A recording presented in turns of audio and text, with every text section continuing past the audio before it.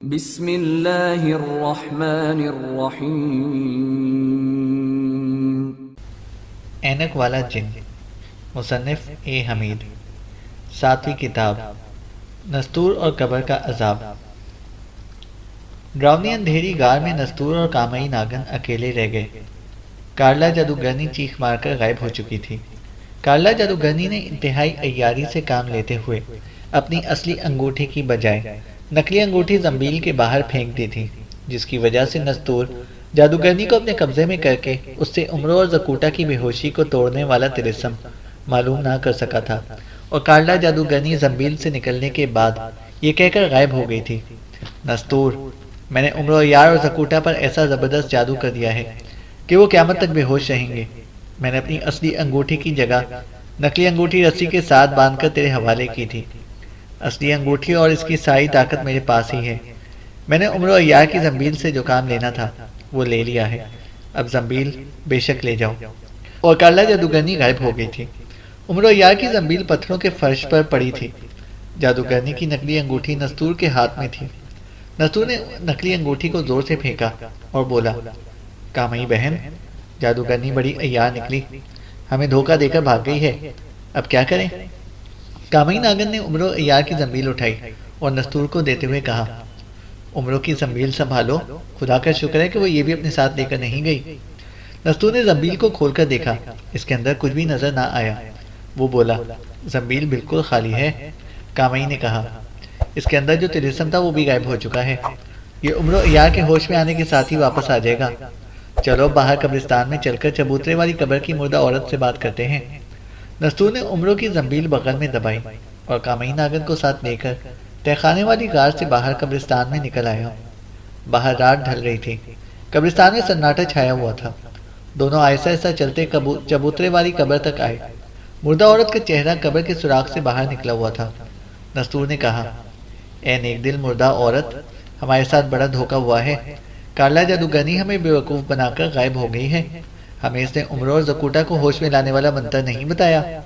مردہ عورت کا چہرہ پتھر کی طرح ساکت تھا، بے حس تھا۔ تاروں کی دھیمی روشنی میں وہ بڑا ڈراؤنا لگ رہا تھا۔ مردہ عورت نے بیٹھی ہوئی آواز میں کہا: مجھے سب معلوم ہے۔ نستور نے پوچھا: اب ہم کیا کریں؟ ہمیں کوئی مشورہ دو، ہم عمرو یار اور زکوٹا کو بے ہوشی کی حالت میں نہیں دیکھ سکتے، ہم انہیں کس طرح ہوش میں لائیں؟ مردہ عورت نے کہا: یہاں سے تم واپس کارتھیج شہر میں جاؤ، جہاں سمندر کے کنارے غار میں تم نے بے ہوش عمرو یار اور زکوٹا کو رکھا ہوا ہے، اور جس کے باہر پدم سانپ پہرا دے رہا ہے۔ اس شہر کے قبرستانوں میں رات کو چل پھر کر تلاش کرو کہ کوئی مردہ وہاں زندہ دفن تو نہیں ہو گیا۔ اسی شہر کے قبرستانوں میں سے کسی قبرستان میں تمہیں اگر کوئی ایسا مردہ مل گیا جسے دشمنی سے زندہ دفن کر دیا گیا ہو، تو وہ مردہ ہی تمہیں ایسا طلسم بتا سکے گا جس کے اثر سے تمہارے دوست عمرو یار اور زکوٹا دوبارہ ہوش میں آ سکیں گے، ورنہ وہ قیامت تک بے ہوش ہی رہیں گے، کیونکہ کارلا جادوگرنی کا طلسم بڑا آتشی طلسم ہے۔ جاؤ کارتیج شہر پہنچ کر قبرستانوں کی خاک چھانو۔ اتنا کہا اور مردہ عورت کا چہرہ جو گردن تک قبر سے باہر تھا، قبر کے اندر چلا گیا اور قبر کا سوراخ غائب ہو گیا۔ کامئی ناگن نے نستور سے کہا: نستور بھائی، کام بڑا مشکل آن پڑا ہے، مگر عمرو اور زکوٹا کو واپس ہوش میں لانے کے لیے ہمیں سب کچھ کرنا ہوگا۔ نستور بولا: ہاں کامئی، ہم عمرو اور زکوٹا کو ضرور ہوش میں لائیں گے، چلو کارتھیج شہر چل کر اپنے دوستوں کا حال معلوم کرتے ہیں۔ کامئی ناگن نے سانپ کا روپ بدلا، نستور نے اسے کلائی پر لپیٹا اور غائب ہو کر فضا میں اوپر کو اٹھا، اور پھر کافی بلندی پر جا کر ہوا میں کارتھیج شہر کی طرف پرواز کر گیا۔ اس کی رفتار کافی تیز تھی، ہوائی راستے کا اسے پتہ تھا۔ وہ بڑی جلدی کارتھیج شہر پہنچ گیا۔ نستور سیدھا شہر کے ساحلی علاقے کی چٹانوں میں اس جگہ پر اترا جہاں ایک غار میں انہوں نے بے ہوش عمرو یار اور زکوٹا کو چھپایا ہوا تھا۔ غار کے باہر پدم سانپ پہرا دے رہا تھا۔ کامئی ناگن سانپ سے واپس انسانی شکل میں آ گئی۔ اس نے پدم ناگ سے کہا: تم ابھی یہیں رہو گے پدم ناگ، ہم شہر کے قبرستانوں کی طرف جائیں گے۔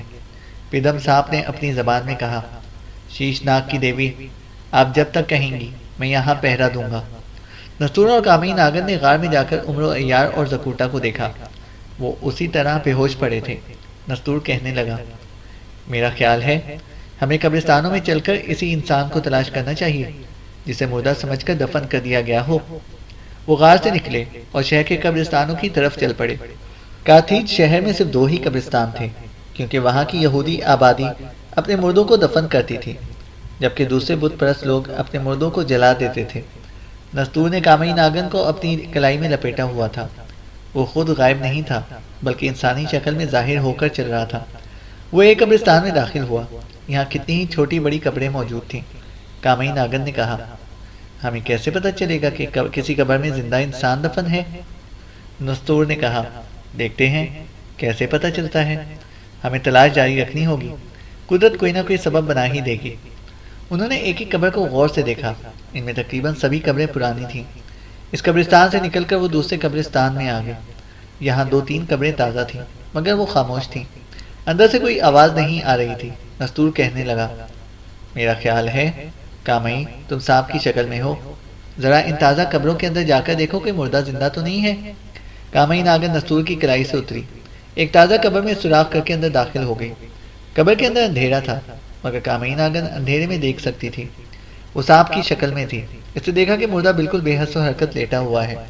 کامئی نے اس کے منہ کے قریب جا کر غور سے دیکھا۔ مردے کا سانس بند تھا۔ وہ قبر سے باہر نکل آئی، پھر دوسری قبر میں داخل ہو گئی۔ اسی طرح اس نے تینوں تازہ قبروں میں جا کر پتہ کر لیا۔ وہاں کوئی زندہ انسان دفن نہیں تھا۔ نستور اور کامئی واپس غار میں آ گئے۔ آدھی رات کو اوپے قبرستانوں کی طرف چل پڑے کہ شاید کوئی نیا مردہ دفن کیا گیا ہو۔ قبرستان میں رات کے وقت بڑی ڈراؤنی فضا تھی، سناٹا چھایا ہوا تھا۔ نستور نے کامئی ناگن کو سانپ کے روپ میں اپنی کلائی کے ساتھ لپیٹ رکھا تھا۔ نستور ایک جگہ قبروں کے پاس بیٹھ گیا۔ اس نے کہا، کامئی یہاں ابھی تک کوئی تازہ قبر نہیں بنی؟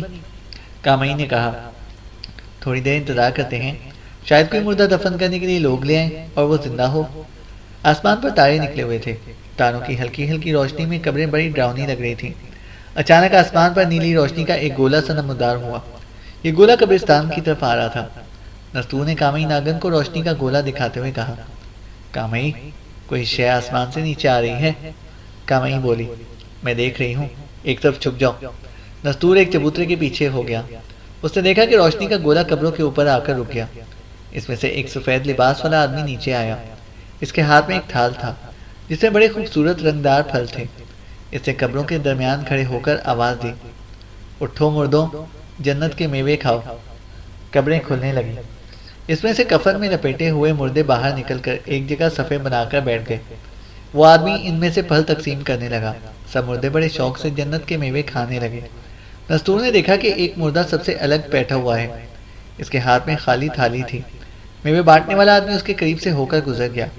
اس نے الگ بیٹھے ہوئے مردے کی تھالی میں میوے نہ ڈالے۔ یہ مردہ بیچارہ بڑی حسرت بھری نظروں سے دوسرے مردوں کو مزے لے لے کر جنت کے پھل کھاتے دیکھ رہا تھا۔ نستور سے رہا نہ گیا۔ وہ آہستہ آہستہ چل کر اس مردے کے پاس آیا اور اس سے پوچھا، اے بھائی، میں دیکھ رہا ہوں کہ سب مردے اپنی اپنی تھالی میں جنت کے پھل کھا رہے ہیں، مگر تم بھوکے ہی ہو، تمہاری تھالی میں خالی ہے، یہ کیا ماجرا ہے؟ مردے نے کہا، اے نیک دل انسان، یہ مجھے میرے گناہوں کی سزا مل رہی ہے۔ میں کارتھیج شہر کا بڑا امیر کبیر سوداگر تھا، مگر میں بڑا کنجوس تھا، ایک پیسے کی خیرات نہیں کرتا تھا، دولت کو سنبھال سنبھال کر رکھتا تھا۔ کوئی غریب مدد مانگنے آتا تو میں اسے بے عزت کر کے گھر سے نکال دیتا تھا۔ اپنے ملازموں کو بھی ان کی محنت کا پورا معاوضہ نہیں دیتا تھا، ان کا حق بھی مارتا تھا۔ اب مرنے کے بعد میں عالم برزخ میں ہوں اور مجھے میرے گناہوں کی یہ سزا ملی ہے کہ دوسرے مردے ہر رات جنت کے پھل کھاتے ہیں اور میں حسرت بھری نظروں سے انہیں تکتا رہتا ہوں۔ میں جب سے قبر میں آیا ہوں تب سے بھوکا ہی ہوں۔ نستور اور کامئی ناگن بڑے غور سے سوداگر مردے کی داستان سن رہے تھے۔ نستور نے کہا، بھائی مجھے بتاؤ، میں تمہاری کیا مدد کر سکتا ہوں کہ تمہاری یہ مشکل آسان ہو؟ سوداگر نے کہا، خدا تمہارا بھلا کرے، میرا محل اسی شہر میں سمندر کے رخ پر ہے، اسے سنہری محل کہتے ہیں، وہاں جاؤ، اسی محل میں میرا بیٹا رہتا ہے۔ اسے کہو کہ میں نے جتنی ناجائز دولت لوگوں کا حق مار کر جمع کی تھی وہ ساری محتاجوں، ضرورت مندوں اور غریبوں میں خیرات کر دے، شاید اسی طرح خدا میرے گناہ معاف کر دے۔ نستور نے کہا، فکر نہ کرو، میں ابھی جاتا ہوں۔ نستور قبرستان سے نکل کر سنہری محل کی طرف چل پڑا۔ شہر بہت بڑا تھا۔ کامئی ناگن اس کی کلائی کے ساتھ لپٹی ہوئی تھی۔ اس نے کہا، نستور سمندر کی طرف چلو۔ سوداگر کے مردے نے کہا تھا کہ اس کا محل سمندر کے پاس ہے۔ نستور شہر کی سنسان گلیوں اور بازاروں سے ہوتا ہوا سمندر کی طرف آ گیا۔ رات کا وقت تھا۔ اس زمانے میں بجلی نہیں ہوتی تھی، بازاروں میں بہت کم روشنی تھی۔ نستور ایک جگہ پر بیٹھ گیا اور کہنے لگا، کامئی، رات کے اندھیرے میں تو کچھ پتہ ہی نہیں چل رہا، دن کی روشنی میں سوداگر کا محل تلاش کریں گے؟ کامئی ناگن بولی، ٹھیک ہے، ہم یہیں صبح ہونے کا انتظار کرتے ہیں۔ نستور کہنے لگا، کامئی بہن، انسان جب تک زندہ رہتا ہے وہ یہی سمجھتا ہے کہ میں ناجائز طریقوں سے جو دولت جمع کر کے رکھ رہا ہوں یہ ہمیشہ میرے پاس رہے گی اور میرے کام آئے گی، مگر جب وہ مر جاتا ہے تو اس کی ساری دولت پیچھے رہ جاتی ہے اور اس کے کسی کام نہیں آتی۔ کام اگر کوئی چیز آتی ہے تو انسان کا نیک عمل ہی کام آتا ہے۔ کامئی ناگن نے کہا، ہاں نستور، انسان کو کبھی کسی کا حق نہیں ماننا چاہیے، دولت کے انبار نہیں جمع کرنی چاہیے، غریبوں محتاجوں کی مدد کرنی چاہیے، خیرات کرنی چاہیے، یہی انسان کی اصل کمائی ہوتی ہے جو آگے چل کر کام آتی ہے۔ اسی طرح باتیں کرتے کرتے صبح ہو گئی۔ جب سورج کی روشنی شہر میں پھیلی تو نستور سوداگر کے سنہری محل کی تلاش میں نکل کھڑا ہوا۔ پوچھتے پوچھتے آخر وہ سنہری محل کے دروازے پر پہنچ گیا۔ کیا دیکھتا ہے کہ ایک بہت بڑا سنہری محل ہے جس کی کھڑکیوں اور دروازوں پر سونے کا پانی پھرا ہوا ہے۔ دو حبشی غلام تلواریں اٹھائے دروازے پر پہرا دے رہے ہیں۔ نستور کو سوداگر نے اپنے بیٹے کا نام بتا دیا تھا۔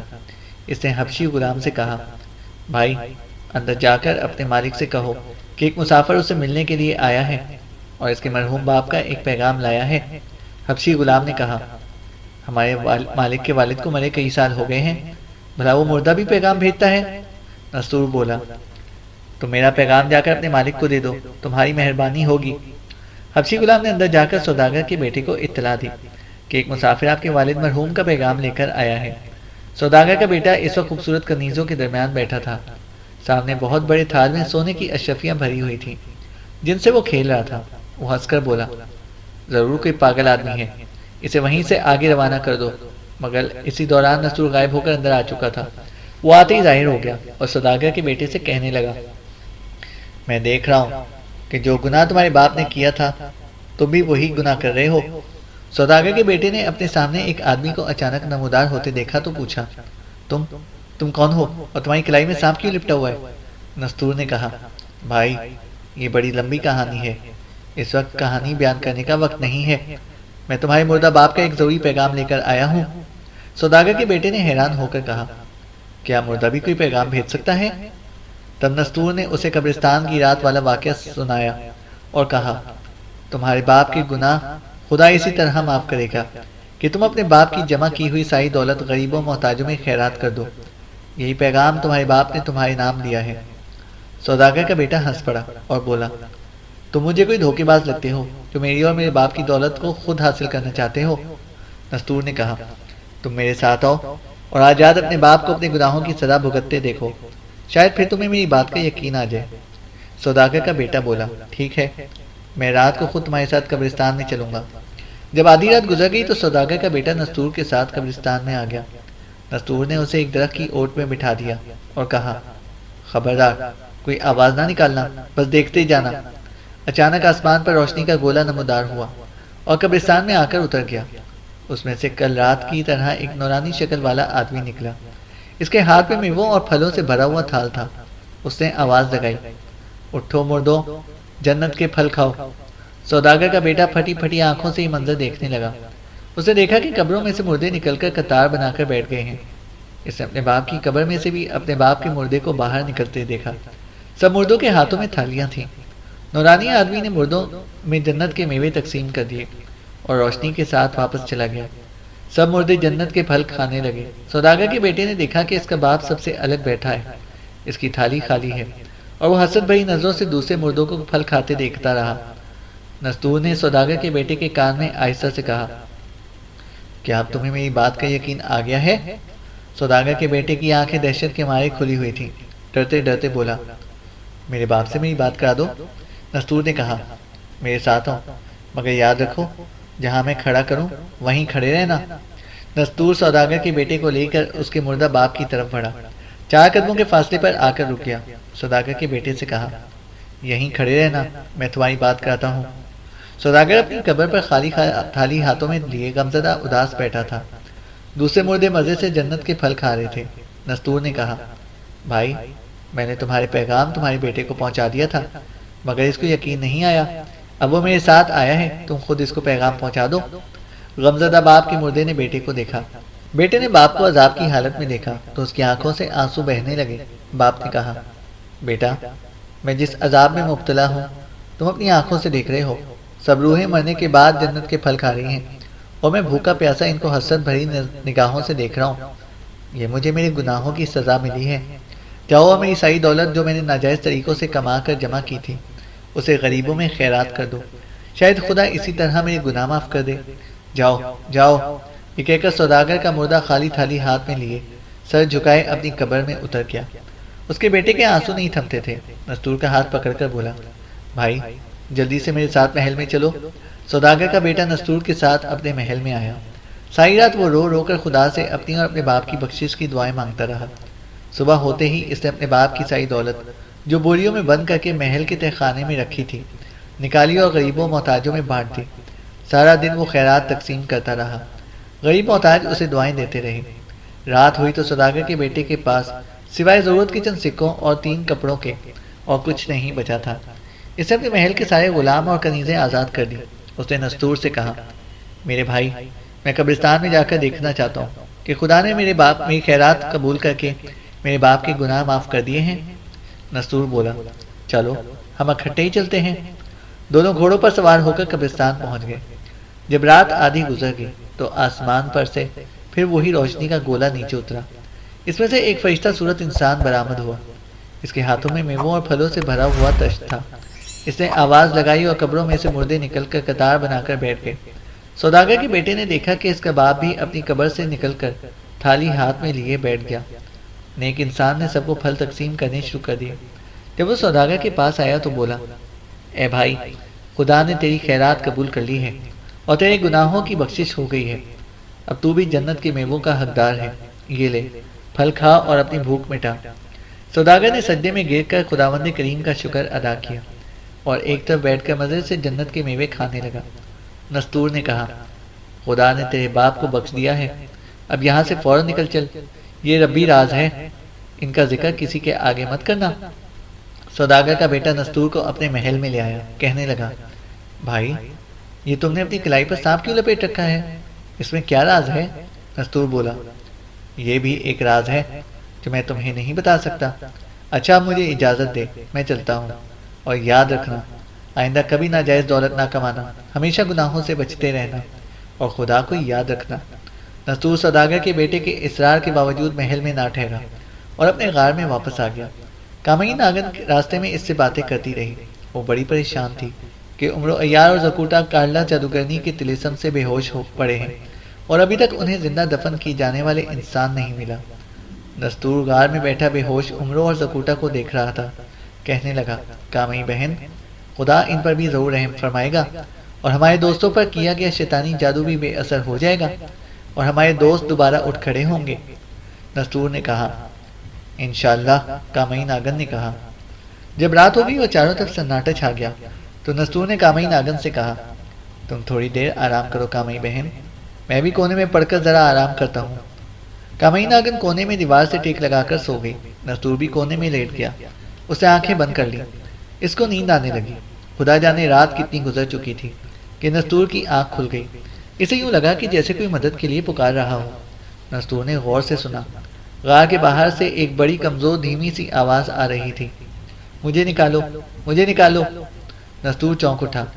صاف لگ رہا تھا کہ آواز زمین کے نیچے کسی قبر میں سے آ رہی ہے۔ اسے جلدی سے کامئی ناگن کو جگایا اور کہا، سنو، یہ آواز کیسی ہے؟ کامئی ناگن نے آواز کو سنا تو کہنے لگی، یہ قبر کی آواز ہے، کسی کو زندہ دفن کر دیا گیا ہے، ہمیں ایسے ہی مردے کی تلاش تھی، چلو۔ رات کا اندھیرا ہر طرف چھایا ہوا تھا۔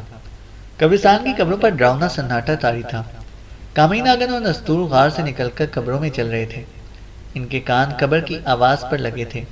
ایک دم سے وہی کمزور مدھم سی آواز پھیر آئی، مجھے باہر نکالو، مجھے باہر نکالو، آہ، میرا دم گھٹ رہا ہے۔ نستور اور کامئی اس طرف کو دوڑ پڑے جس طرف سے آواز آ رہی تھی۔ یہ آواز ایک بڑے گنجان درخت کے نیچے بنی ہوئی تازہ قبر کے اندر سے آ رہی تھی۔ قبر پر تازہ تازہ اینٹیں پتھر لگے ہوئے تھے۔ نستور جلدی جلدی اینٹیں پتھر ہٹانے لگا۔ کامئی ناگن بھی اس کی مدد کر رہی تھی۔ قبر کھل گئی۔ اندر سے مردے کا ہاتھ بلند ہوا۔ خدا کے لیے میرا ہاتھ پکڑو اور مجھے باہر نکالو، میں زندہ ہوں۔ نستور نے مردے کا ہاتھ پکڑ کر اسے قبر میں سے باہر نکالا۔ یہ مردہ نہیں تھا، واقعی سچ مچ کا زندہ انسان تھا۔ اس کا کفن مٹی میں بھرا ہوا تھا، اس کا چہرہ زرد پڑ چکا تھا۔ نستور اور کامئی اسے سہارا دے کر چلاتے ہوئے ایک تالاب کے پاس لے کر گئے۔ زندہ مردے نے کہا، مجھے پانی پلاؤ، بڑی پیاس لگی ہے۔ پانی پی کر زندہ مردہ ذرا ہوش میں آ گیا۔ نستور نے پوچھا، بھائی تمہیں کس نے زندہ دفن کر دیا؟ تمہارے دشمن کون تھے؟ وہ آدمی بولا، تم لوگ رحمت کے فرشتے بن کر میرے پاس آئے ہو۔ اگر تم نہ آتے تو میں صبح تک سچ مچ مر گیا ہوتا۔ اف خدایا، قبر میں کتنا اندھیرا ہوتا ہے۔ میں نے تو توبہ کر لی ہے کہ اب کبھی کوئی گناہ نہیں کروں گا۔ نستور نے کہا، مگر تمہارے ساتھ کس نے یہ ظلم کیا؟ وہ آدمی کہنے لگا، بھائی میرا نام کالاخ ہے، میں بادشاہ کا درباری تھا۔ مجھے ایک ایسا طلسم آتا ہے جس سے میں بڑے بڑے جادوگروں کے جادو کے اثر کو ختم کر دیتا تھا۔ دربار کا شاہی جادوگر مجھ سے حسد کرنے لگا، وہ میرا دشمن بن گیا اور اس نے دھوکے سے مجھے ایسا شربت پلا دیا جس پر موت کا طلسم کیا ہوا تھا۔ اگر میں خود جادوگر نہ ہوتا تو مجھے قبر میں کبھی ہوش نہ آتا، مگر میں جادوگر تھا، اس لیے قبر میں زندہ دفن ہونے کے کچھ دیر بعد مجھے ہوش آ گیا۔ یہ میری خوش قسمتی تھی کہ تم لوگوں نے میری آواز سن لی اور میری مدد کو پہنچ گئے۔ اب تم بتاؤ کہ تم کون لوگ ہو؟ نستور بولا، کالاخ بھائی میرا نام نستور ہے، یہ میری بہن کامئی ہے، ہمارے دو ساتھی اور بھی ہیں، زکوٹا اور عمرو ایار۔ اسے کارلا جادوگرنی نے اپنے آتشی طلسم کے زور سے ایسا بھی ہوش کیا ہے کہ آج کتنے دن گزر گئے ہیں، عمرو ایار اور زکوٹا کو ہوش نہیں آیا۔ کالاخ بولا، مجھے ان کے پاس لے چلو۔ نستور اور کامئی کالاخ کو غار کے اندر لے آئے جہاں موم بتی جل رہی تھی۔ کالاخ نے زکوٹا اور عمرو ایار کو غور سے دیکھا، اس کا چہرہ سنجیدہ ہو گیا۔ نستور نے پوچھا، کیوں کالاخ بھائی، کیا بات ہے، تم چپ ہو گئے ہو؟ کالاخ بولا، کارلا جادوگرنی نے ان پر آتشی طلسم کیا ہوا ہے جس کا توڑ میرے پاس نہیں ہے۔ نستور نے پریشان سا ہو کر پوچھا، بھائی تم ہمیں اتنا ہی بتا دو کہ یہ طلسم کیسے ٹوٹے گا؟ کالاخ بولا، تم نے میری جان بچا کر مجھ پر بہت بڑا احسان کیا ہے، میں تمہارے آگے جھوٹ نہیں بولوں گا، میں دل سے تمہاری مدد کرنا چاہتا ہوں۔ کامئی ناگن نے پوچھا، پھر ہم کیا کریں، ہمیں کوئی مشورہ دو۔ کالاخ ایک دو سیکنڈ کے لیے گہری سوچ میں ڈوب گیا، پھر سر اٹھا کر نستور کی طرف دیکھنے لگا اور کہنے لگا، نستور بھائی سنو، یہاں سے فرعونوں کے قبرستان میں جاؤ، وہاں جنوب کی طرف ایک تکونی قبر بنی ہوئی ہے، اس قبر کے سرہانے کی جانب ایک راستہ قبر کے اندر جاتا ہے۔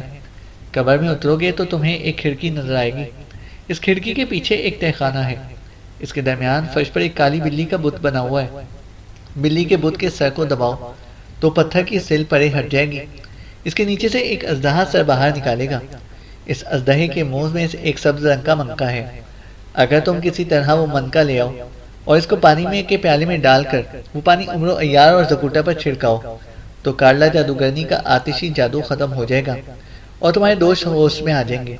اگرچہ یہ کام مشکل ہے مگر اس کے سوا کوئی دوسرا حل نہیں ہے، صرف اسی طریقے سے تمہارے دوستوں کو دوبارہ زندگی مل سکتی ہے، یہ راز صرف میں ہی تمہیں بتا سکتا تھا۔ نستور اور کامئی ناگن بڑے غور سے کالاخ کی باتیں سنتے رہے۔ جب کالاخ اپنی بات ختم کر چکا تو نستور بولا، کالاخ بھائی اس میں کوئی شک نہیں کہ یہ کام بڑا مشکل ہے، مگر اپنے دوست عمرو ایار اور زکوٹا کی زندگی کی خاطر میں یہ خطرہ ضرور موڑ لوں گا اور انشاءاللہ اژدہے کے منہ سے سبز منکا نکال کر لے آؤں گا۔ کالاخ نے کہا، اژدہے کی ایک پھنکار سے تم جل کر راکھ ہو سکتے ہو، اس بات کا خیال رکھنا، وہ اژدہا شاہی جادوگر کا پالا ہوا ہے اور اس پر جادوگر نے طلسم بھی پھونکا ہوا ہے۔ کامئی ناگن نے کالاخ کو ابھی تک نہیں بتایا تھا کہ وہ شیشناگ کی دیوی ہے اور خود بھی ایک ناگن ہے۔ اس نے کہا، کالاخ بھائی جب یہ کام کرنا ہے تو پھر ڈرنا کیسا؟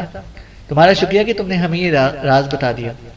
کالاخ اٹھ کھڑا ہوا، کہنے لگا، میں ایک بار پھر تم لوگوں کا شکریہ ادا کرتا ہوں کہ تمہاری وجہ سے مجھے نئی زندگی ملی۔ اب میں شاہی دربار میں نہیں جا سکتا، شاہی جادوگر نے مجھے زندہ دیکھ لیا تو وہ دوبارہ مجھے ہلاک کرنے کی کوشش کرے گا، میں واپس افریقہ اپنے قبیلے میں جا رہا ہوں۔ یہ کہہ کر کالاخ رات کے اندھیرے میں ایک طرف کو چل دیا۔ اس کے جانے کے بعد نستور نے کامئی ناگن سے کہا، چلو کامئی فرعونوں کے قبرستان میں چلتے ہیں۔ کامئی ناگن بولی، یہ قبرستان تو ملک مصر میں ہے جو یہاں سے کافی دور ہے، عمرو ایار اور زکوٹا کو ہم ایک بار پھر پدم سانپ کی حفاظت میں چھوڑے جاتے ہیں۔ نستور اور کامئی ناگن تالاب سے چل کر غار میں آ گئے۔ عمرو عیار اور زکوٹا اسی طرح بے ہوش پڑے تھے۔ عمرو عیار کی زنبیل بھی وہیں پاس ہی پڑی تھی۔ کارلا کے طلسم کی وجہ سے زنبیل کی طاقت بھی ختم ہو گئی تھی، اب وہ صرف ایک تھیلا ہی تھا۔ کامئی ناگن نے منتر پڑھ کر پدم سانپ کو بلایا۔ پدم سانپ اسی وقت حاضر ہو گیا۔ سانپوں کی زبان میں بولا، کیا حکم ہے دیوی ناگن؟ کامئی ناگن نے اسے ساری بات سمجھائی کہ وہ اور نستور ملک مصر میں جا رہے ہیں اور اسے پیچھے عمرو اور زکوٹا کی حفاظت کے لیے چھوڑے جا رہے ہیں۔ پدم سانپ نے کہا، میں دونوں کی پوری حفاظت کروں گا۔ جب تک میں یہاں پہرا دیتا ہوں کوئی چیز غار کے اندر داخل نہیں ہو سکے گی۔ شاباش، ہم جا رہے ہیں، کامئی ناگن نے اتنا کہا اور نستور کے ساتھ رات کے اندھیرے میں قبرستان سے نکل کر ایک ویران جگہ پر آ گئی اور نستور سے کہا، نستور بھائی، میں سانپ کا روپ بدل رہی ہوں تو مجھے اپنی کلائی پر لپیٹ کر مصر کی طرف اڑ چلو۔ کامئی ناگن کے منہ سے پھنکار کی آواز سی نکلی۔ دوسرے لمحے وہ عورت سے سانپ بن گئی۔ نستور نے اسے اپنی کلائی کے ساتھ لپیٹا اور اچھل کر ہوا میں اوپر ہی اوپر اٹھتا چلا گیا۔ اس کے بعد وہ کافی اوپر جا کر سیدھا ہو گیا اور ملک مصر کی طرف پرواز شروع کر دی۔ نستور غائب ہو کر اڑ رہا تھا، اس لیے اس کی رفتار بڑی تیز تھی۔ وہ 1 گھنٹے کے اندر اندر ملک مصر میں پہنچ گیا۔ ستاروں کی روشنی میں اسے نیچے احرام مصر نظر آنے لگے۔ وہ نیچے اترنا شروع ہو گیا۔ اسے معلوم تھا کہ فرعونوں کا شاہی قبرستان یہی ہے۔ یہاں بادشاہ فرعونوں کے احرام ہیں اور باقی شاہی خاندان کی قبریں ہیں۔ یہ شاہی قبرستان کہلاتا تھا۔ قبرستان میں اترنے کے بعد وہ ظاہر ہو گیا۔ اس نے کامئی ناگن سے کہا، تم عورت کی شکل میں آؤ گی یا سانپ کی شکل میں ہی رہو گی؟ کامئی ناگن نے کہا، میرا خیال ہے تو مجھے سانپ کے روپ میں ہی رہنے دو، میں دیکھوں گی کہ تہخانے کا اژدہے کو میرا پتہ چلتا ہے یا نہیں۔ جیسے تمہاری مرضی، نستور نے کہا اور قبرستان کے جنوب کی طرف آ گیا۔ یہاں اسے ایک تکونی قبر نظر آئی۔ اس نے کامئی سے کہا، میرا خیال ہے یہی وہ قبر ہے جس کے بارے میں کالاخ نے کہا تھا۔ ہاں، کامئی کی آواز آئی، ذرا احتیاط سے نیچے اترنا، تم فکر نہ کرو۔ نستور قبر کے سرہانے کی طرف آ گیا۔ یہاں اس نے ایک پتھر ہٹایا تو اندر ایک راستہ تھا۔ وہ قبر کے اندر آ گیا۔ قبر میں کسی مردے کی ہڈیاں اور کھوپڑی پڑی تھی۔ قبر کے پاؤں کی جانب ایک کھڑکی تھی جو بند تھی۔ اندھیرے میں نستور اپنی طاقت کی وجہ سے سب کچھ دیکھ سکتا تھا۔ اس نے کھڑکی کو ذرا سا دھکا دیا، کھڑکی کھل گئی۔ آگے ایک چوکور کوٹری نما تہخانہ تھا۔ اس تہخانے کے درمیان پتھر کی کالی بلی کا بت بنا ہوا تھا۔ نستور نے آہستہ سے کہا، کامئی، تم دیکھ رہی ہو؟ کامئی ناگن نے دھیمی آواز میں کہا، ہاں، میں کالی بلی کے بت کو دیکھ رہی ہوں، ہوشیار رہنا، کسی مصیبت میں نہ پھنس جائیں۔ نستور نے ہاتھ بڑھا کر کالی بلی کے سر کو دبا دیا۔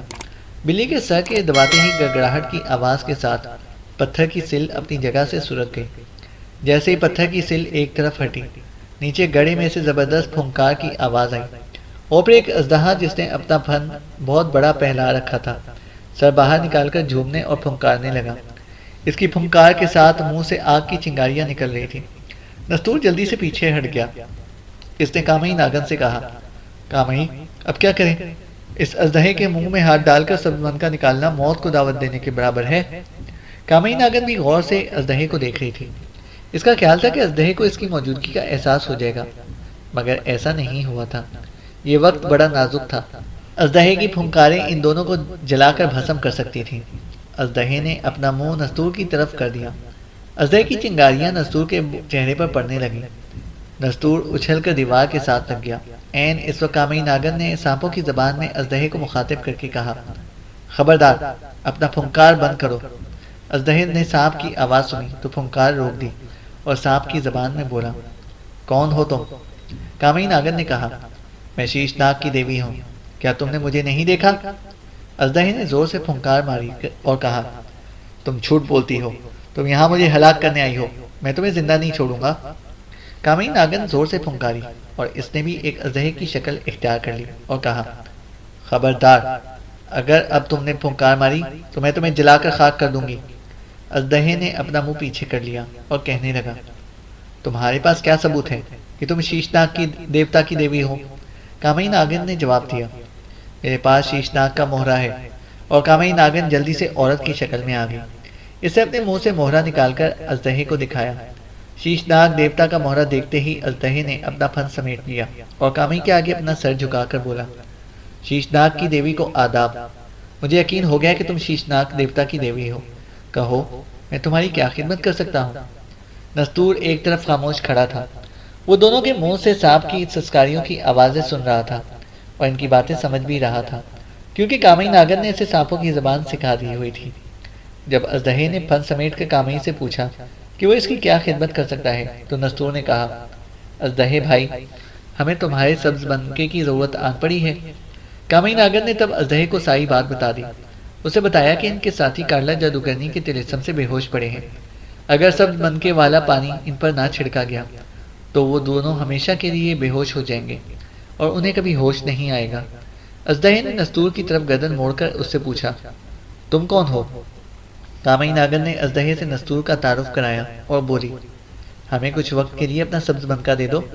جب عمر و عیار اور زکوٹا کو ہوش آ گیا تو میں وعدہ کرتی ہوں کہ یہ منکا تمہیں واپس مل جائے گا۔ اژدہے نے گہرا سانس لے کر کہا، اے شیشناگ کی دیوی، تمہارا حکم ماننا میرا فرض ہے، مگر افسوس کہ میں تمہاری خواہش پوری نہیں کر سکتا۔ وہ کیوں؟ کامئی ناگر نے پوچھا۔ اژدہے نے کہا، میرا منکا شاہی جادوگر آج ہی صبح نکال کر لے کر گیا ہے اور وہ مجھے کہہ گیا ہے کہ اب یہ منکا میرے پاس رہے گا، مجھے اس کی ضرورت ہے۔ نستور اور کامئی ناگر کو سخت مایوسی ہوئی۔ کامئی ناگر نے کہا، کیا تمہیں معلوم ہے کہ شاہی جادوگر نے تمہارا سبز منکا کہاں رکھا ہے؟ اژدہا بولا، شیشناگ کی دیوی، شاہی جادوگر بڑا عیار ہے، وہ پہلے بھی میرا منکا نکال کر لے جاتا رہا ہے اور اسے مجھے کبھی نہیں بتایا کہ وہ اسے کہاں جا کر رکھتا ہے۔ وہ بڑا مکار ہے، میرے منکے سے وہ ضرور کسی کو ہلاک کرنے کی سازش کرنے والا ہے۔ کامئی ناگر نے پوچھا، کیا تم بتا سکتے ہو کہ شاہی جادوگر کی طاقت کا راز کیا ہے؟ اژدہے نے کہا، مجھے افسوس ہے کہ یہ راز میں نہیں جانتا۔ شاہی جادوگر اتنا چالاک ہے کہ اس نے اپنی طاقت کا راز کسی کو نہیں بتایا ہوا۔ مجھے صرف اتنا معلوم ہے کہ وہ کبھی کبھی فرعونوں کی ایک کنیز کے مقبرے میں جاتا ہے، شاید وہاں اس کی طاقت کا راز چھپا ہوا ہو۔ یہ تمہیں خود معلوم کرنا ہوگا۔ شکریہ اژدہا بھائی۔ نستور اور کامئی قبر سے باہر آ گئے۔ باہر آسمان پر ستارے پھیلے ہوئے تھے، صبح کا نور پھیلنا شروع ہو گیا تھا۔ وہ دونوں ایک قبر کے پاس بیٹھ گئے۔ نستور نے کہا، کامئی بہن، میرا خیال ہے ہمیں شاہی جادوگر کا پیچھا کرنا ہوگا، ہو سکتا ہے کہ کنیز کے مقبرے میں اس کی طاقت کا راز ہو۔ کامئی نے بولی، اس کی طاقت کا راز معلوم کرنے کی بجائے ہمیں یہ معلوم کرنا چاہیے کہ اس نے اژدہے کا منکا کہاں رکھا ہوا ہے۔ اگر ہم منکے کا کھوج نہ لگا سکے تب شاہی جادوگر کی طاقت کا راز معلوم کر کے اسے اپنے قبضے میں کرنے کی کوشش کریں گے۔ کامئی کی تجویز بڑی معقول تھی۔ نستور نے کہا، تم نے ٹھیک مشورہ دیا ہے کامئی، مگر اس کے لیے ہمیں شاہی جادوگر سے دوستی کرنی ہوگی تاکہ اس کے قریب رہ کر اژدہے کا منکا سراغ لگا سکیں، اور یہ آسان کام نہیں ہے۔ اژدہے نے کہا ہے کہ شاہی جادوگر بڑا ہوشیار اور مکار ہے۔ کامئی کچھ سوچنے لگی اور پھر اس نے کہا، اس کی ایک ہی ترکیب ہے کہ تم غائب ہو کر اس کے ساتھ رہو، اس پر کسی بات سے اپنی دوستی کا اثر ڈالو، وہ اس طرح ہمارے ساتھ مل سکتا ہے۔ ہو سکتا ہے وہ ہمارا دوست بن جائے اور ہمیں سبز منکے کے بارے میں بتا دے، یا پھر غیبی حالت میں خود ہی معلوم کر لیں کہ وہ اژدہے کا منکا کہاں رکھتا ہے، ہم وہاں سے نکال سکتے ہیں۔ نستور بولا، ٹھیک ہے، ہم ایسا ہی کرتے ہیں، دن نکلنے دو، پھر شاہی محل کی طرف چلیں گے۔ تھوڑی دیر میں صبح ہو گئی، ہر طرف دن کی روشنی پھیل گئی۔ نستور نے کامئی ناگر کو سانپ کی شکل میں اپنی کلائی سے لپیٹا اور غائب ہو گیا۔ غائب ہوتے ہی وہ فرعون کے شاہی محل کی طرف اڑنے لگا۔ فرعون کا شاہی محل شہر کے وسط میں تھا۔ اس کے باہر سپاہیوں کا زبردست پہرا تھا، کوئی چڑیا بھی اندر نہیں جا سکتی تھی۔ نستور غائب تھا، وہ بڑی آسانی کے ساتھ حبشی سپاہیوں کے سامنے سے گزر کر شاہی محل کے باغ میں داخل ہو گیا۔ محل میں نوکر کنیزیں اور غلام ادھر ادھر کام میں لگے ہوئے تھے۔ نستور غیبی حالت میں ہی محل کے دربار میں پہنچ گیا۔ دربار خالی تھا، فرعون کا تخت بھی خالی پڑا تھا۔ کامئی نے دھیمی آواز میں کہا، نستور، یہ پتا کرو کہ شاہی جادوگر کا کمرہ کہاں ہے۔ نستور بولا، یہ تو کسی سے پوچھ کے ہی پتا چل سکتا ہے، مگر میں کسی سے بات نہیں کر سکتا، وہ ڈر کر بھاگ جائے گا کہ یہ غیبی آواز کہاں سے آ گئی ہے۔ کامئی کہنے لگی، ہمیں تو یہ بھی نہیں پتا کہ شاہی جادوگر کی شکل کیسی ہے۔ نستور بولا، ابھی سب معلوم کر لیتے ہیں۔ نستور نے محل میں پھرنا شروع کر دیا۔ وہ ایک کمرے میں گیا جہاں ملکہ اور شہزادیاں بیٹھی باتیں کر رہی تھیں۔ نستور کو کسی نے دیکھا نہ تھا۔ وہ دوسرے کمرے میں گیا، وہاں دو آدمی بیٹھے باتیں کر رہے تھے۔ ان میں ایک کا سر منڈا ہوا تھا، رنگ سانولا تھا، جسم بھاری اور آنکھیں چمک رہی تھیں۔ صاف لگتا تھا کہ یہ بڑا ہوشیار آدمی ہے۔ اس کے سامنے ایک بوڑھا آدمی بیٹھا تھا۔ بوڑھے آدمی نے کہا، تمہیں یہ کام بڑی ہوشیاری سے کرنا ہوگا، کسی کو کانو کان خبر نہیں ہونی چاہیے۔ اگر کسی کو ذرا سا بھی شک پڑ گیا تو تم پر مصیبت آ جائے گی اور تم اپنے مقصد میں کامیاب بھی نہ ہو سکو گے۔ منڈے ہوئے سر والا آدمی بولا، تم فکر نہ کرو، آخر میں بھی شاہی جادوگر ہوں، کوئی معمولی آدمی نہیں ہوں، مجھے سب معلوم ہے کہ مجھے کیا کرنا ہے۔ اچانک بات کرتے کرتے شاہی جادوگر رک گیا اور ادھر ادھر دیکھنے لگا۔ بوڑھے نے پوچھا، کیا بات ہے، تم بات کرتے کرتے رک کیوں گئے ہو؟ شاہی جادوگر نے کہا، کوئی خاص بات نہیں، اچھا میں چلتا ہوں۔ یہ کہہ کر شاہی جادوگر اٹھا اور کمرے سے نکل گیا۔ نستور اور کامئی کو پتہ چل گیا تھا کہ یہی شاہی جادوگر ہے۔ وہ اس کے پیچھے پیچھے چل پڑا۔ شاہی جادوگر جو بات کرتے کرتے اچانک رک گیا تھا تو اسے محسوس ہوا تھا کہ کمرے میں کوئی غیبی طاقت موجود ہے۔ آخر وہ جادوگر تھا۔ اس کی طلسمی طاقت نے اسے بتا دیا تھا کہ کوئی ہوائی شے کمرے میں موجود ہے، مگر شاہی جادوگر نے نستور کو دیکھا نہیں تھا۔ اس کے پاس اتنا طلسم نہیں تھا کہ نستور کو غیبی حالت میں دیکھ سکتا، لیکن اسے شک پڑ گیا تھا کہ کوئی غیبی شخص ضرور کمرے میں تھا۔ شاہی جادوگر وہاں سے سیدھا محل کے پچھلے گیٹ کی طرف گیا۔ گیٹ کی دیوڑی میں وہ ایک گھوڑے پر سوار ہوا اور شاہی قبرستان کی طرف روانہ ہو گیا۔ وہ یہ معلوم کرنا چاہتا تھا کہ اس کو جو کسی غیبی طاقت کے اپنے قریب ہونے کا شک پڑا ہے، وہ محض اس کا وہم ہے یا واقعی کوئی ہوائی مخلوق اس کی نگرانی کرنے لگی ہے۔ نستور بھی ہوا میں پرواز کرتا ہوا شاہی جادوگر کے سر کے اوپر بلندی پر اڑ رہا تھا۔ کامئی کہنے لگی، یہ کہاں جا رہا ہے؟ نستور نے کہا، ہو سکتا ہے یہ قبرستان کی طرف ہی جا رہا ہو۔ شاہی جادوگر گھوڑے پر سوار شہر سے باہر نکل آیا۔ چاروں طرف دھوپ چمک رہی تھی۔ شاہی جادوگر صحرا میں سے گزر رہا تھا۔ اس کا گھوڑا تیز دوڑ رہا تھا۔ وہ احرام مصر کے قریب آیا تو نستور نے کامئی ناگن سے کہا، یہ قبرستان ہی کی طرف جا رہا ہے۔ شاہی جادوگر قبرستان میں داخل ہو گیا۔ اس نے گھوڑے کو ایک جگہ کھڑا کیا اور قبروں میں سے ہوتا ہوا ایک چھوٹے سے احرام کے پاس آ کر رک گیا۔ اسے چاروں طرف دیکھا۔ جب اسے یقین ہو گیا کہ اسے کوئی نہیں دیکھ رہا تو اسے احرام کے پیچھے آ کر ایک جگہ پتھر کو زور سے دبایا۔ پتھر کی سل سرکنے لگی۔ وہاں ایک راستہ نظر آنے لگا۔ شاہی جادوگر اندر داخل ہوا۔ اس نے اندر سے ایک پتھر کو دبایا۔ شگاف کے آگے دوبارہ پتھر آ گیا اور وہ بند ہو گیا۔ نستور بھی نیچے اتر آیا۔ اس نے کامئی سے کہا، میں اندر جانے لگا ہوں۔ کامئی بولی، ہوشیار رہنا، بڑا خطرناک جادوگر ہے۔ نستور کے پاس اس کی طلسمی انگوٹھی موجود تھی۔ اس کی طاقت اس کے پاس تھی۔ اسے پتھر کی دیوار میں سے گزرنے کے لیے کسی دروازے کی ضرورت نہیں تھی۔ وہ بڑی آسانی سے پتھر کی دیوار میں سے گزر گیا۔ دوسری طرف جا کر اس نے دیکھا کہ ایک سرنگ سی بنی ہوئی ہے۔ سرنگ آگے جا کر کافی کھلی ہو گئی تھی۔ ایک دالان آ گیا تھا۔ سامنے چبوترے پر ایک قبر تھی۔ قبر پر شاہی جادوگر بیٹھا کچھ پڑھ رہا تھا۔ اس کی آنکھیں بند تھیں اور لب ہل رہے تھے۔